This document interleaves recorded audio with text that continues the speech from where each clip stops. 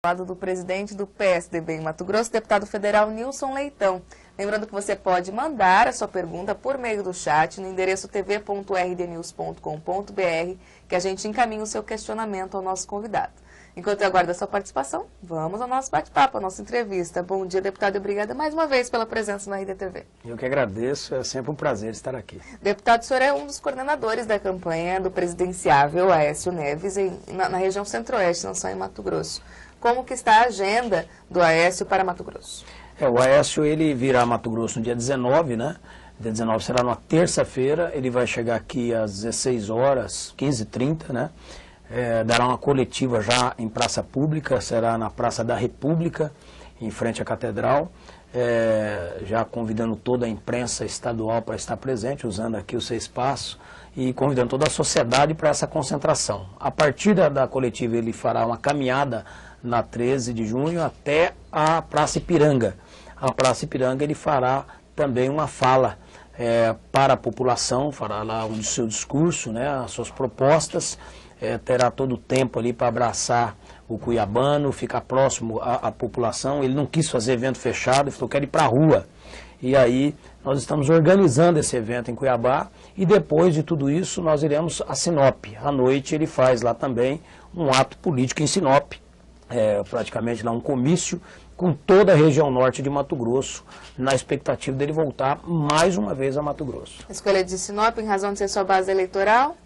Também, ele conhecer o norte do Mato Grosso, ele já foi a Sorriso, já foi a Campo Novo do Parecis num evento com agronegócio, e agora a Sinop, ele também tem a oportunidade de estar próximo de toda aquela região norte, são 40, 50 cidades ali que poderá participar desse evento. No segundo momento, mudaremos a região para que ele possa também prestigiar outras regiões do estado. Sinop é um município conhecido também pela questão do agronegócio. O setor do agronegócio costuma não apoiar a presidente Dilma, também é um local estratégico para ele fazer essa primeira visita como candidato a presidente? Sem dúvida. E também uma outra questão, né? Nós levamos lá, fui coordenador da campanha do Alckmin, o Alckmin foi vencedor no estado e visitou aquela região. O Serra também andou nas ruas de Sinop na época, como andou em Cuiabá. Então é uma estratégia que a gente usou em todas as campanhas e deu certo, né? O PSDB sempre saiu vitorioso nas eleições presidenciáveis aqui em Mato Grosso. Então eu acredito que será essa estratégia para estar lá, até porque não é apenas o apoio do agronegócio, 80% do setor do agronegócio já tem uma tendência a apoiar Aécio Neves. O desafio para essa campanha a presidenciável, inicialmente, deputado, é tornar o nome do Aécio conhecido, de repente, no estado de Mato Grosso, já que ele está mais concentrado na região sul e sudeste? Sem dúvida nenhuma. O Aécio tem um fenômeno de pesquisa que mostra que quem o conhece vota. Mato Grosso, apenas 60% do eleitor mato-grossense conhece Aécio Neves. Então, nosso grande desafio é fazê-lo conhecido em todo o estado de Mato Grosso, fazer com que toda a sociedade mato-grossense o conhece, porque ele é essa alternativa de mudança, que é o grande sentimento do eleitor hoje. Em São Paulo, por exemplo, os números, ele é conhecido lá por 62%, 63% da população, e dentro dos que o conhecem, querem votar nele. Mas a nossa adversária principal, que é a presidente da República, é conhecida por 100% da população. Então ela acaba tendo uma facilidade quando o eleitor vai participar de pesquisa eleitoral. Acaba lembrando apenas o nome dela por não saber o nome dos demais. Luiz pergunta por meio do chat, na região do Araguaia, o Aécio não vem? Ele pergunta. A nossa opção é essa, que tenha no segundo momento, né, na segunda vinda, deve ser em setembro, a gente possa levar ele ao sul e ao Araguaia do estado. Então essa é a previsão de uma segunda visita. Isso, é uma segunda visita, ainda mais porque o Araguaia hoje é o nosso novo celeiro do futuro aí, né?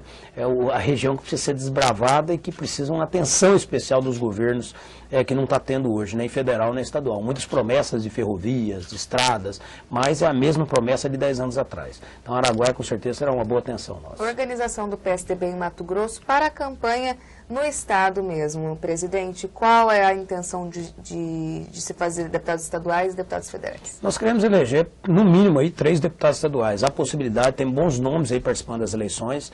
Eu acredito que vai ser possível chegarmos aí a 3 a 4 nomes nessa coligação que nós estamos fazendo. Temos quantos candidatos a deputado estadual? O PSDB nós temos 12 homens e mais 5 mulheres. Então são 17 candidatos, uma chapa que coliga com o DEM e com o PDT. Então é uma briga dura ali. Mas acho que podemos chegar de 3 a 4 eleitos dentro do PSDB, com toda certeza. E para federal, nós tínhamos com o Rogério Salles na chapa de federal, uma expectativa de eleger pelo menos 2, né, sonhando aí bastante, né.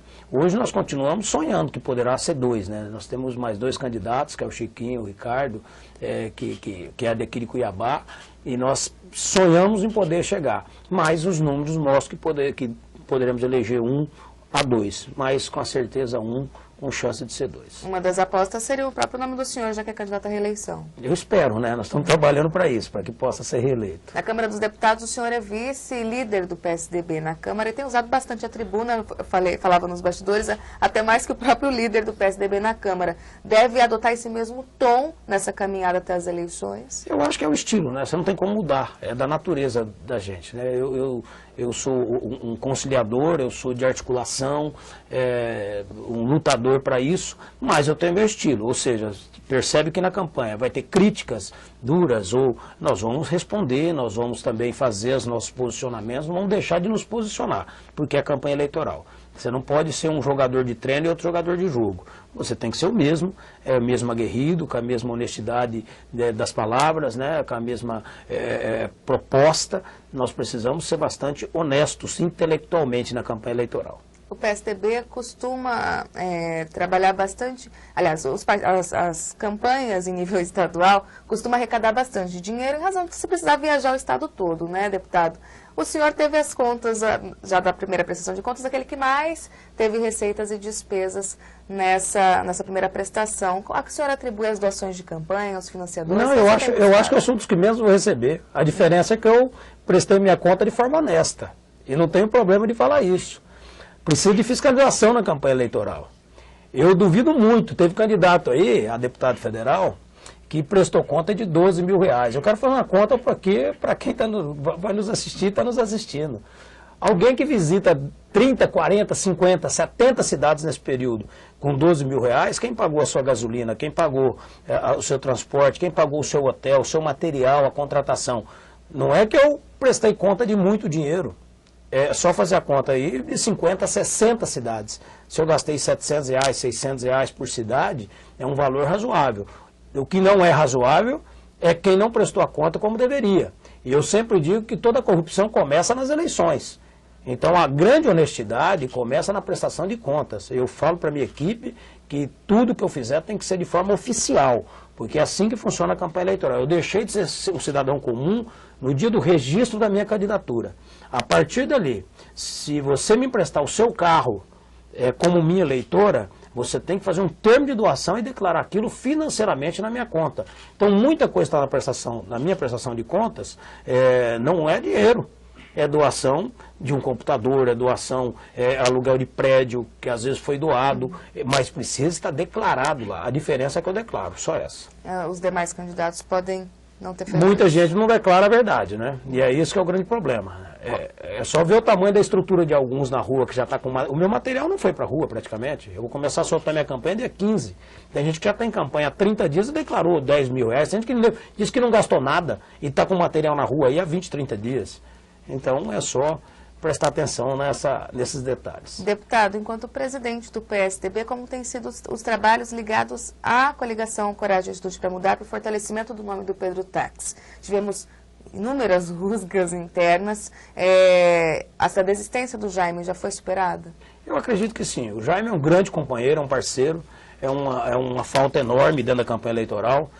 Agora o grande desafio, o grande esforço é trazê-lo efetivamente para dentro da campanha. O Jaime será o coordenador dessa campanha do Aécio, que agora ele terá mais tempo livre para isso, inclusive. É um grande parceiro do Aécio Neves junto conosco. Então eu não tenho dúvida que ele é o eleitor do Pedro Táxi, ele é eleitor de Rogério Salles, né? E tenho certeza absoluta que dentro dessa coligação todo, o Jaime continua sendo muito importante. Eu sempre dizia isso. Quando o Jaime desistiu, eu falei que seria uma perca enorme. Porém, ele maior ainda seria se ele não participasse das eleições. Mas o Jaime é um cara fantástico, que eu tenho a maior admiração por ele, e eu tenho certeza absoluta que ele já está nos ajudando e ajudará ainda mais daqui até o final das eleições. Colocá-lo na coordenação da campanha do Aécio Neves foi uma alternativa mais plausível para resgatá-lo? Não, na verdade ele já estava nessa coordenação. Eu dei o PSDB, tanto que o coordenador-geral da campanha do Aécio em Brasília é o Agripino Maia, que é o presidente do DEM Nacional. Ele já estava nessa coordenação. A única coisa agora é que ele deu esse tempo após a saída, né, da desistência dele, e agora retorna ajudando a coordenar. A equipe está todo o tempo conosco. Na época da desistência do Jaime, ele falou muito da questão de traição, de deslealdade, na verdade foi o termo que ele usou, em razão de haverem muitos líderes de partidos que não estavam abraçando a campanha dele. O senhor concorda com essa situação? Eu acho que faltou solidariedade ao Jaime. Eu não vou deixar de dizer isso. Mas é um fator que já está superado, né? O Jaime desistiu. A razão dele desistir foi uma razão totalmente pessoal, íntima dele, né? E que eu tenho que compreender. Né? Mexeu com o brio dele, mexeu com a sua honra. Né? E o homem pode ter dinheiro, pode ter tudo, mas às vezes quem tem caráter, como é o caso do Jaime, ele desistiu por conta disso. Ele falou, não, eu não preciso desse sofrimento todo, nem levar minha família a esse sofrimento. É um homem vitorioso como ele. Então eu acredito que foi um equívoco, mas agora superado, corrigido, e não tem nenhuma dificuldade em a gente tocar a vida para frente. Diante da desistência, muitos nomes foram colocados, inclusive o nome do senhor para ser candidato ao Senado. Por que a escolha do Salles e não do senhor? Na verdade, quando o senador Pedro Táxi, o próprio grupo, me convidou para ser candidato a senador, eu já tinha uma definição clara, que eu já tinha um projeto na minha carreira de ser candidato à reeleição. Eu quero mais um mandato, eu quero terminar com os projetos que estão lá em Brasília. São mais de 38 projetos encaminhados. E eu indiquei o nome do Rogério, foi uma indicação minha para o Pedro, convidei o Rogério, tive que convencer o Rogério também tinha uma campanha de federal garantida, praticamente eleito. Né, ele chegou de falar para a imprensa que brigou em casa para ser candidato. Dos números, como? Ele chegou de falar para a imprensa que brigou em casa. Brigou, a dona Marília não sabia, ficamos a tarde toda junto e depois que ela ligou à noite, que ele falou, quebrou o pau no telefone, mas no jeito dele. A dona Marília é fantástica, ele também, ele é de uma serenidade enorme. E o Rogério hoje é essa grande surpresa. Já está crescendo nas pesquisas de forma vertiginosa e tenho certeza absoluta que será um páreo duro. Eu espero e acho, na minha visão pessoal, que o Rogério será senador da República. A alternativa de resgatar a representatividade do PSDB, que tem perdido nos últimos anos, tanto em nível nacional... sem dúvida. A gente imaginava ter 2 federais, né, e 3 estaduais, agora poderemos ter um senador, ter o federal e ter os estaduais. Então, sem dúvida nenhuma, é um salto enorme. O PSDB Nacional está muito feliz com o que ocorreu, triste porque acho que a saída do Jaime não representava também o Aécio Neves no partido aqui. Mas o Rogério, sem dúvida nenhuma, será uma boa surpresa a todos nós. É uma candidatura confortável para o PSDB também, né, deputado? Já que o Rogério Salles já detém um mandato enquanto vice-prefeito de Rondonópolis. Caso não seja eleito, não seria uma perda. E mais do que isso. Acho que a única coisa que perde é que teria uma vaga para federal, mas não perde. Para você ter uma ideia, em Rondonópolis já está praticamente empatado tecnicamente nas pesquisas. No Nortão, com o Elton. No Nortão, o Rogério já, sem o CNPJ dele pronto, sem material na rua, já passou da casa dos 15%, 16%. Né? No Araguaia ele vem crescendo. Então, não tem 10 dias de campanha. A hora que o material dele sair, que é de hoje para amanhã, e realmente for para a rua, colocar o nome do Rogério, a história dele, é uma pessoa de muito conceito, muita ética, né, muita moral, ele tem um respeito enorme ali na região sul, e aqui em Cuiabá ele já cresceu bastante como ex-governador, o homem que denunciou o crime organizado. Eu não tenho dúvida nenhuma que o Rogério será a surpresa das eleições. Luiz pergunta novamente se o Aécio Neves vai à região do Araguaia. Deus quiser, se ele vier, o acordo é vir em setembro em Mato Grosso, e aí as duas opções que nós queremos dar a ele é a Araguaia e a região sul. Ângelo Oliveira, gostaria que o senhor falasse sobre reforma política. Quais são as ações que o senhor já fez ou pretende fazer como deputado federal e candidato à reeleição? Na verdade, eu já tenho propostas na Câmara Federal. Uma delas é acabar com o tempo de televisão para os partidos que estão só na proporcional. Por exemplo, coligou aqui, na prática, o PDT com o PP. Na minha lei, só vai valer o tempo de televisão dos dois. O partido que tiver na proporcional vai contar o tempo dele só na proporcional, desde que ele tenha candidatos suficientes para participar daquela eleição. O que não pode é um partido político ter apenas um candidato para uma disputa de deputado estadual e ter seu tempo de televisão contado igualmente como os outros. O partido tem que existir. Ele não pode ser um partido só de gaveta ou partido comercial, que só participa na época de eleição. Esse é um fato que tem que se fazer. A outra coisa que também é uma lei minha, reduzir a contratação de cabo eleitoral por uma proporção de população. Não é possível uma cidade com 10 mil habitantes você contratar 1.500 cabos eleitorais. Isso é compra de voto descarada. Então nós também temos esse projeto de lei que acaba com que limita essa contratação. E os outros, infelizmente, nós aprovamos, mas só vai valer para 2016, mas já está aprovado desde dezembro, que é acabar com carro de som, pinturas de muro. Em Sinop eu já fiz isso com o prefeito, né? Desde 2007 já não tem mais carro de som na rua, proibido pela lei municipal, mas a lei federal ainda permite e que só vai valer a partir de 2016. A grande reforma política é deixar de forma transparente os gastos públicos de campanha, né? Para que não haja caixa 2. Esse seria o grande desafio. O debate é em relação ao financiamento público. Se haver o financiamento público, você democratiza, porque a pessoa às vezes não tem dinheiro, mas tem uma competência, uma capacidade enorme de ser um bom deputado, um bom prefeito, um bom governador.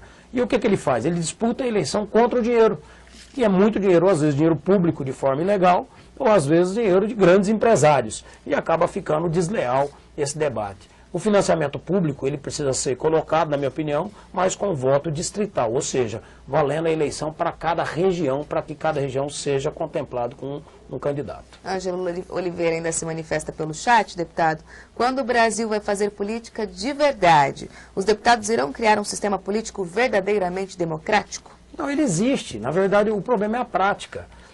O governo estadual e os prefeitos acabam trabalhando de uma forma como subservientes do governo federal.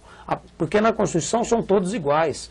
O problema é que na hora do repasse financeiro, a União concentra todo esse dinheiro lá cada vez mais. Aí fica todo mundo de pires na mão. Com isso, transfere para o período eleitoral, que discutem sobre alinhamento político. Se eu estiver do lado do presidente vai ser muito melhor. Não, o dinheiro é público, ele tem que ser democratizado. Só que nós temos a menor oposição do Brasil, por isso que houve o mensalão, porque o governo está aí, acabou comprando deputado, pagando. Nós que somos da oposição sofremos de uma forma fantástica esse momento da política equivocado. E a população tem muita razão de estar divorciando da política cada vez mais.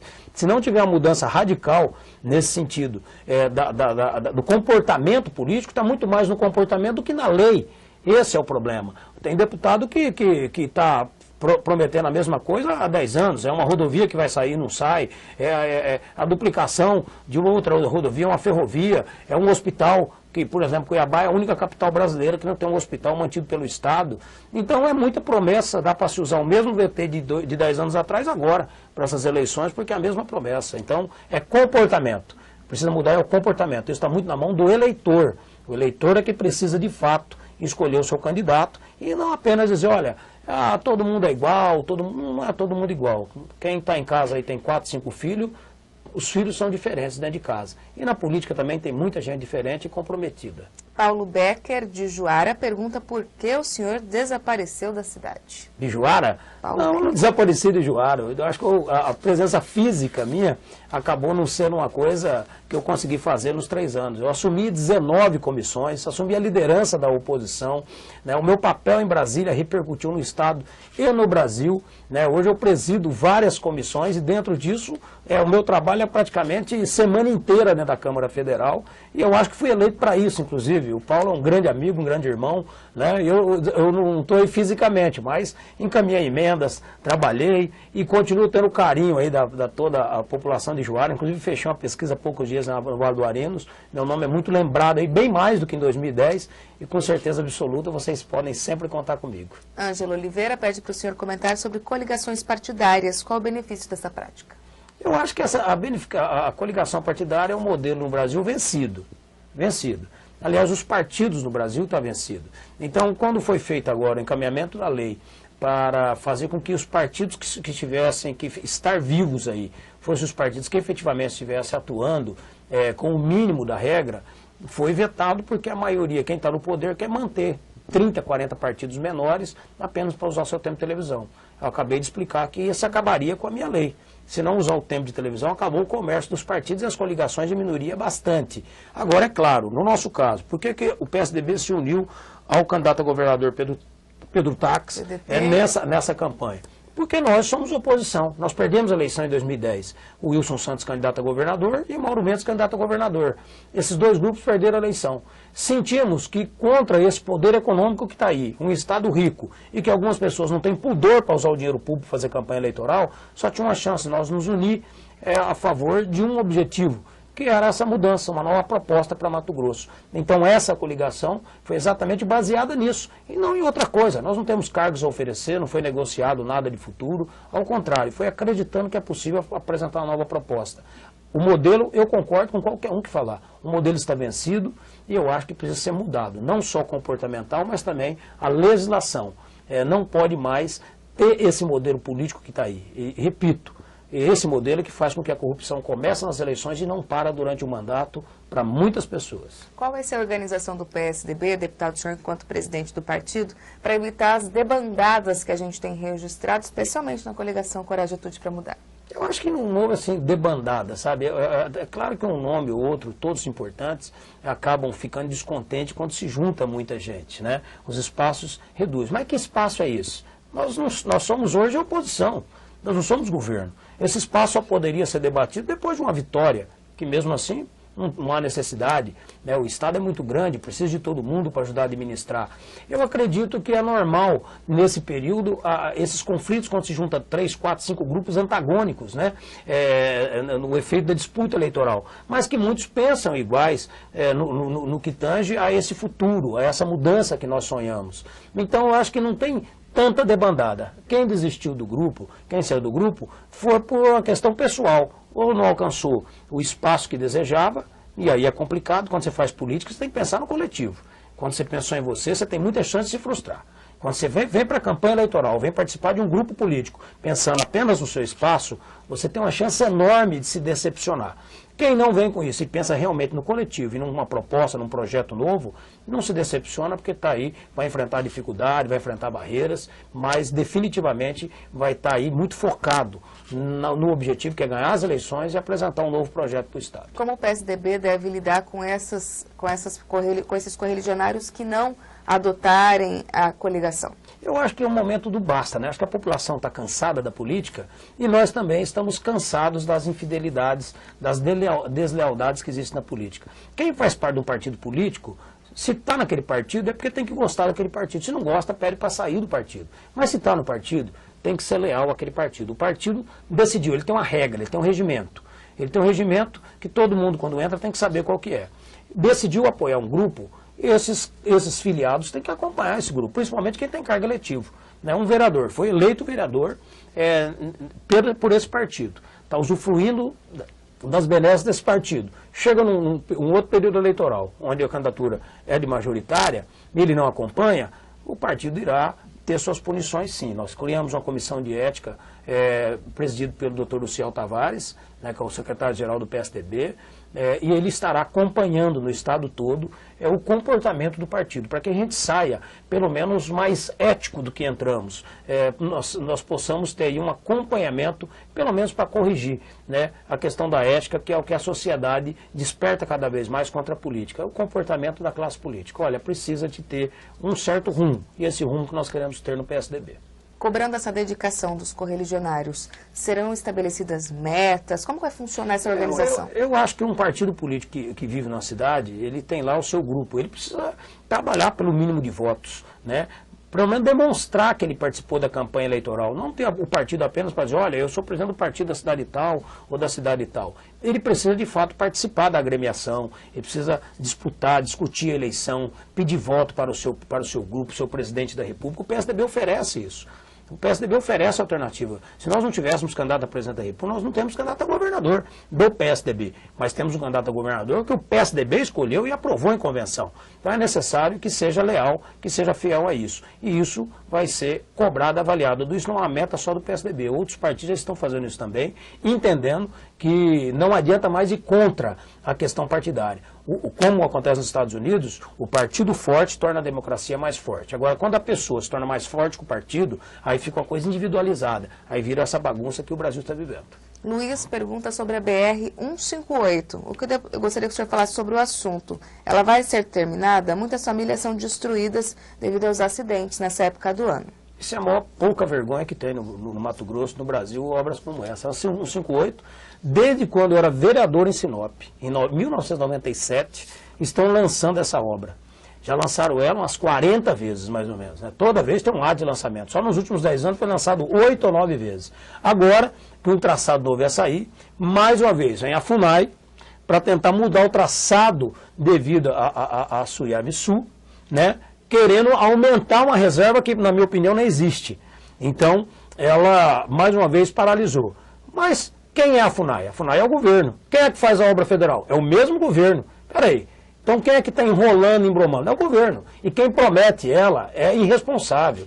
Essa obra só vai ser hora que tiver um governo com vontade que ela saia. Esse governo aí não quer que ela saia. Esse que é o grande problema. Quem defende esse governo aí não fará a 158. Eu gostaria que o senhor fizesse uma avaliação, para caminhar para o nosso fim de bate-papo, da avaliação do candidato ao governo José Riva, desde a última vez que o senhor veio, que a gente não tinha o Riva nem como pré-candidato ao governo. Acredita que, de fato, possa comprometer a candidatura do Táxi?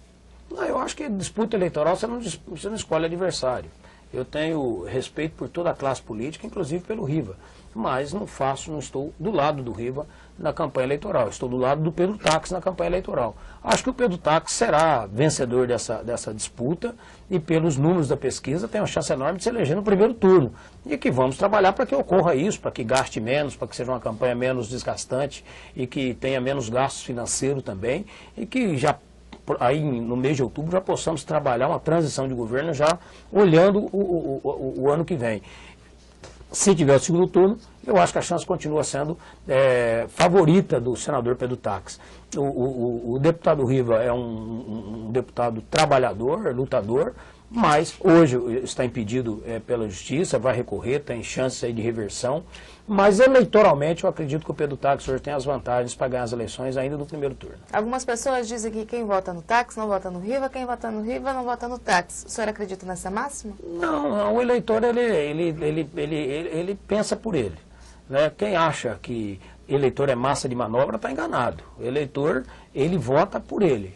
Hoje o cenário tem 5, 6 candidatos, 3 favoritos aí, né, que estão à frente da pesquisa. O eleitor está olhando esses 3 candidatos. Se ficar 2 candidatos ou se trocar um terceiro candidato, ele vai rever sua posição.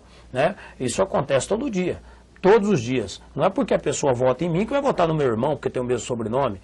Tem uma diferença enorme sobre isso e eu acredito que o eleitor tem a capacidade, acredito piamente nisso. Eu acho que a mudança de candidato ou a forma da campanha faz o candidato pensar. Por isso que tem 2 perguntas em pesquisa sempre. Em quem você vota? Aí a pessoa responde em quem ela vota. Você vai ficar com esse candidato até o final da campanha? Talvez. Então, talvez ele pode mudar. Então, o que já está com o seu voto definido é uma coisa. Hoje, eu acho que o senador Pedro Táxi, liderando a pesquisa na distância que está, eu não vejo dificuldade em que ele ganhe a eleição no primeiro turno. Apostam, inclusive, também na rejeição dos outros candidatos. Né? Eu acho que é sempre isso. Eu sempre tenho falado para o senador Pedro Táxi. Essa campanha está tão estratégia. Ele falar dele mesmo. Ele não precisa se preocupar em falar do adversário. Aliás, a campanha não precisa se preocupar em falar do adversário. É falar das suas propostas, a sociedade já tem no seu sentimento a vontade de mudança. Então, essa vontade de mudança tem que incorporar em alguém. O senador Pedro Táxi conseguir incorporar nisso é muito importante. Agora, mais importante que isso, eu tenho falado para o grupo, é o conceito político. O senador Pedro Táxi é um candidato de oposição. Não adianta alguns querer colocar, por exemplo, a presidente Dilma em cima do palanque. Ele é de oposição. A presidente Dilma é candidata do Lúdio. Não é candidata do Pedro. O Pedro é candidato de oposição, onde ele tem o Aécio Neves, ele tem o Eduardo Campos, ele tem o PSC com o pastor Everaldo, ele tem vários. Quem for de oposição está nesse palanque, é aquela velha. Quem está contente com o que está aí, tem que ficar com o grupo que está lá, para o governo. Quem não está contente, tem que vir para o lado de cá, onde nós representamos a oposição. Deputado, se o Pedro Táxi adota a postura de falar somente dele, ele não contraria um pouco até a postura que o senhor adota de ir à tribuna e acabar apontando os desmandos do governo? Não, eu acho que ele tem que falar, eu acho que a função do senador Pedro Táxi como candidato a governador é falar para o povo de Mato Grosso qual a sua proposta de governo. O que ele pretende fazer pelo Mato Grossense. Durante essa sua fala, durante essa sua proposta, não tem como não pontuar algumas mazelas. Acabei de citar uma falta de um hospital público em Cuiabá, mantido pelo governo do estado, é o único do país. A questão do FETAB. É claro que não tem como você não discutir o FETAB, que não é aplicado nas estradas há muitos anos. Né? Não tem como você não discutir a gestão da eficiência no estado de Mato Grosso, que pegou quase 7, 8 bilhões de dinheiro emprestado para fazer aquilo que o governo arrecada e está gastando errado em algum lugar. É claro que o senador Pettag vai ter que se posicionar em relação a isso, mas falando o seguinte, olha, eu acho que está errado e é assim que eu vou fazer e é assim que eu vou dar resultado. Eu acho que a crítica pode acontecer, mas ele precisa dar uma alternativa para a sociedade entender qual que é a sua proposta. Vou fazer as duas últimas perguntas dos internautas. O André Luiz pergunta se o senhor acompanhou a entrevista ontem do Aécio Neves no Jornal Nacional da Rede Globo. O que o senhor achou do tempo que o apresentador William Bonner gastou perguntando sobre assuntos já esclarecidos, como o aeroporto próximo à fazenda do tio-avô de Aécio. Acha que o apresentador vai adotar o mesmo tom com a Dilma? Eu acredito que é uma obrigação, né? A concessão pública de televisão é para isso, ela não pode ser partidária. Mas eu acho que esse endurecimento com o senador Aécio vai ter com os demais candidatos. Eu não vejo nenhum problema nisso. Eu acho que candidato tem que ser realmente apertado. Realmente as perguntas foram desnecessárias, na minha opinião. Não produziu efeito para o eleitor e nem para o Brasil. Eu acho que é um momento que foi perdido pela emissora de televisão, que poderia ter feito uma pergunta muito mais para efeito propositivo. E não apenas querer ofender, humilhar o candidato publicamente. Mas o Aécio está muito acima disso, foi governador 8 anos, foi presidente da Câmara por várias vezes, foi 4 mandatos de deputado federal, é um homem de pedigree, neto de Tancredo Neves, né, e senador da República, candidato a presidente da República, principal da oposição. Eu acho que foi desnecessário, poderia ter sido melhor aproveitado para o Brasil, para o candidato e para a própria emissora. Mas faz parte. De repente foi a linha que foi tomada. Vamos esperar hoje como que vai ser o outro candidato e amanhã a candidata que está no governo. Leonino, gostaria de saber se o senhor for reeleito, dará continuidade à BR-158. Com certeza absoluta.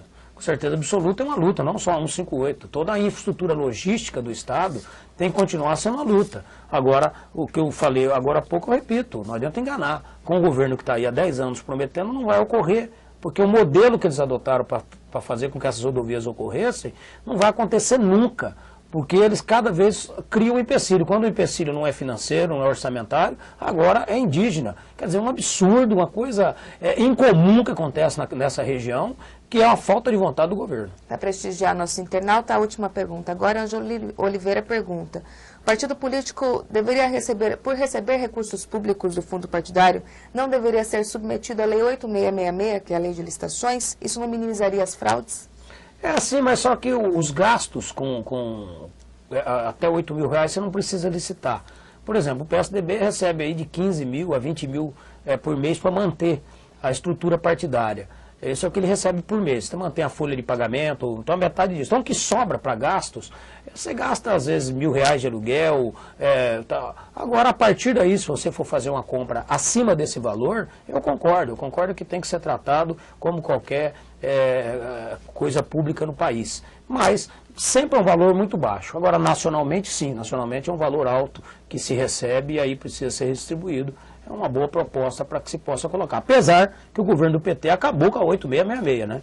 Ela criou esse regime diferenciado de contratação, o RDC, onde nem para município não precisa mais, para educação, para saúde, acabou a 8666 que o governo do PT aprovou lá e nós somos contra e votamos contra. Gostaria que o senhor comentasse rapidinho da debandada, do apoio da ex-senadora Séries Marli ao PSD do candidato Rui Prado, uma vez que o PTB faz parte da coligação Coragem para Mudar.